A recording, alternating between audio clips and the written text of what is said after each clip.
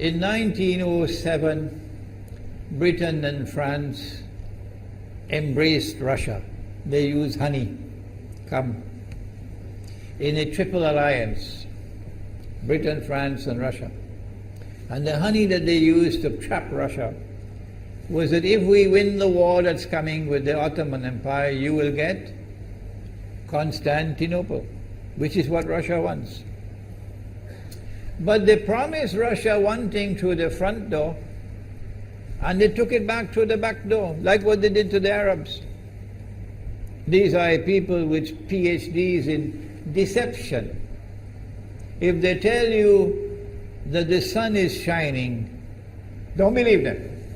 Go outside and look up in the sky, see whether the sun is shining.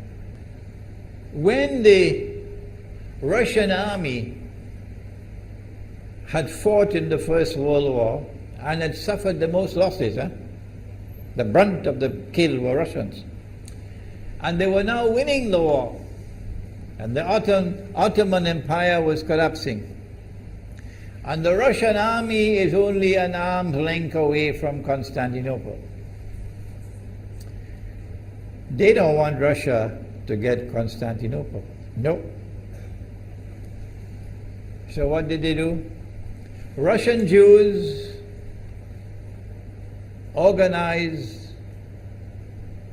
and executed the Bolshevik Revolution, which overthrew the Russian monarchy. They killed the Tsar and the whole family, overthrew the government, and took Russia out of the war. So the Russian army had to stop in its tracks and could not go to Constantinople. In other words, the Russian Jews stabbed Russia in the back. They did more than that. They brought communism. Communism is not Russian. These dum-dums don't understand that. Communism was created to destroy Russia. Why don't these dum-dums understand it? Communism is not Russian. Communism was created to destroy Russia, to destroy the Russian Orthodox Church. So they brought communism in the Soviet Union. And for the next 60, 70 years, this Zionist-created entity called the Soviet Union waged war on religion, waged war on the Russian Orthodox Church, killed the priests, closed down the monasteries and churches and so on. 60, 70 years. And then, when the appropriate time came and Israel came into being, it is this same Soviet Union which opened the doors for millions of Russian Jews to now migrate to Israel. If you go to Israel today, you might believe you're in Russia. So many people speaking Russian. These are the Russian Jews. And then the Soviet Union, 6 years after Israel came into being, did something strange and mysterious. Crimea is Russian territory. Crimea is a part of Russia. The Soviet Union decided to give Crimea as a gift to Ukraine. Why did they do that? The historians don't tell you. So let Imran tell you. They gave Crimea to Ukraine in order to stab Russia in the back one more time. Because if Russia loses Crimea, it will enhance Israel's security. The Russian Navy is based in Crimea, and there is a straight line from Crimea to Constantinople. To get out of the Black Sea and to get into the Mediterranean Sea, you got to pass through the Bosphorus. And the city of Constantinople is located right there on the Bosphorus. So they gave Crimea as a gift to Ukraine. They never bothered to consult the people of Crimea and get their consent. No. They never bothered to seek the permission of the Russian people. No. But Washington doesn't want to hear that. The foolish man who now sits in the White House of the United States, the foolish man who would like to pretend that he's a man of wisdom, he doesn't want to hear.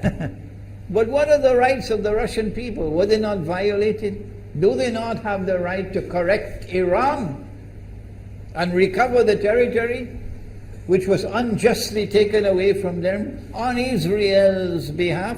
Obama doesn't want to hear that. It's inconvenient for them. But in this masjid, we will expose whether it's convenient to you or not. They did more than that. Not only did they give Crimea to Ukraine, but earlier on they gave eastern Ukraine. Eastern, part of it now eastern Ukraine was Russian. It was Russian. And the Soviet Union gave it as a gift to Ukraine. Why is it being given to Ukraine? Answer is that when the proper moment comes, the same people who brought the Soviet Union into being now have a method by which they can cause it to collapse. The method that they're using now in Venezuela, popular demonstrations, they did it in Egypt, they did it in Tunisia, they are masters of that. They did it with the Soviet Union. I used to think that the Soviet Union collapsed because of Allah, Allah's kindness. But I was wrong. No, it was the Zionists who brought down the Soviet Union because they didn't need it anymore. Like tomorrow they wouldn't need you anymore, Saudi Arabia. And they wouldn't need you anymore, Islamabad. When will you understand that? They'll just throw you to the dogs. You served them long enough. So they brought down the Soviet Union. Why? So that Ukraine might emerge as an independent state. That's danger for Russia. They've prepared the way. And now Ukraine emerges as an independent state. So the rope is around Russia's neck now.